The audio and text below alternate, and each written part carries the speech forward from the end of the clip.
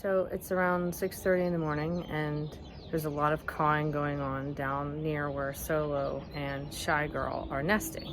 So I've been trying to call, because when I called at 6:30 the other day, Solo showed up. So I'm gonna try and call and see if I can bring him in, because I know he's probably got to feed Shygirl because she's probably sitting on some eggs. So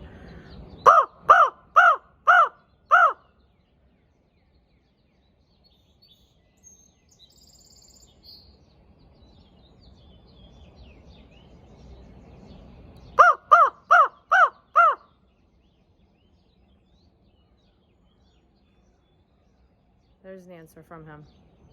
I get so excited because he's like, I have a special bond with him. When he flies past my house, like he'll fly right across here. He makes eye contact with me, like looks right at me, right in the eye when he's got food in his mouth. It's like, sometimes he'll fly within like 5-10 feet of me. And I know for other crow channels where they land on you and they're hanging out with you and they're physical with you, it's not a big deal, but for me it's a big deal when they get close, because I can usually only get within maybe 10 feet of them if I'm lucky. So the fact that Solo does that on his own is cool. So hopefully we'll see him this morning. I'll keep calling. Hopefully he'll come by for some food.